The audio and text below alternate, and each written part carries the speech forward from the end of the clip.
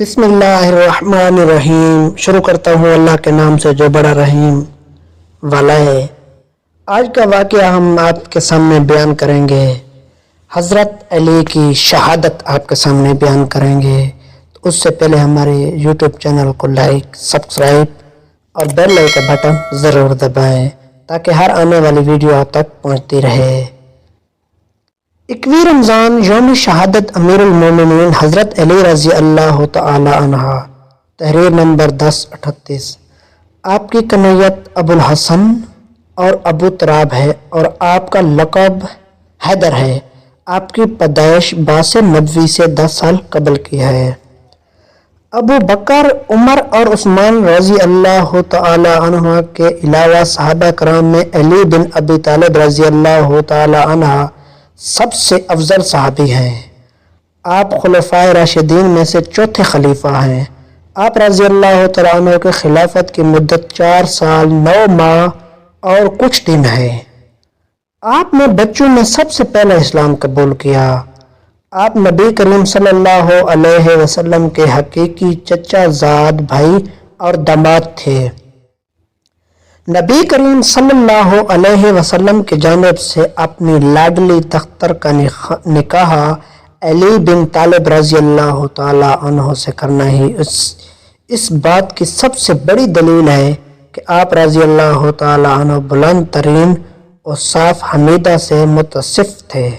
نبی اکرم صلی اللہ علیہ وسلم کے نزدیک علی بن طالب رضی اللہ تعالی عنہ اس قدر اہم شخص تھے۔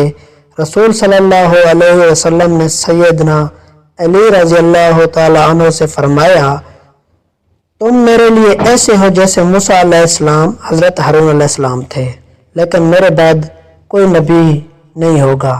صحیح بخاری 4416 جلد 6 جاری ہے۔ مومنین کے لیے سیدنا علی رضی اللہ عنہ سے محبت دین و ایمان کا تقاضا ہے، کیونکہ ان سے محبت نبی کریم صلی اللہ علیہ وسلم کے محبت کی دلیل ہے۔ کوئی شخص مومن کہلانے کا اس وقت تک حقدار نہیں جب تک سیدنا علی رضی اللہ تعالی عنہ سے محبت نہ رکھے۔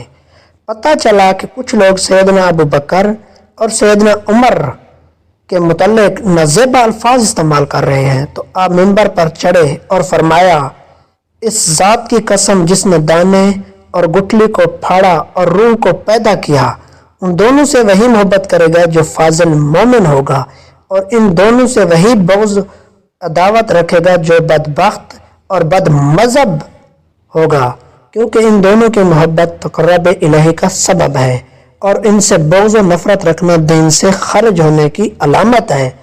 ان لوگوں کو کیا ہوگا جو رسول صلی اللہ علیہ وسلم کے 2 بھائیوں اور 2 وزیروں اور 2 ساتھیوں اور قریش کے 2 سرداروں اور مسلمانوں کے 2 باپوں کو نازیبا الفاظ سے یاد کرتے ہیں۔ میں ان لوگوں سے لطلاق ہوں جو ان دونوں کو برے الفاظ سے یاد کرے ہیں اور اس پر انہیں سزا دوں گا۔ سیدنا علی رضی اللہ تعالیٰ عنہ کو لسان نبوی صلی اللہ علیہ وسلم سے شہید کا درجہ بھی عطا کیا گیا۔ ابو ہریرہ رضی اللہ تعالیٰ عنہ روایت کرتے ہیں کہ نبی کریم صلی اللہ علیہ وسلم ابو بکر، عمر، عثمان، علی، طلحہ اور زبیر رضی اللہ عنہ کے ساتھ حرا کے ایک چٹان پر تھے کہ چٹان نے حرکت کی۔ اس پر آپ صلی اللہ علیہ وسلم نے ارشاد فرمایا، آرام سے رہو کیونکہ تم پر نبی، صدیق اور شہید کے علاوہ کوئی نہیں ہے۔ کوفہ میں نماز فجر کے وقت بدبخت عبد الرحمن ابن ملجم اور اس کے ساتھی شبیب ابن بجرہ نے حضرت علی رضی اللہ عنہ پر قاتلانہ حملہ کیا۔ حضرت علی رضی اللہ عنہ کو قاری زخم آیا۔ 3 دن بعد 62 سال کی عمر میں 21 رمضان 40 ہجری کو شہادت کے عظیم مرتبہ پر فائز ہوئے۔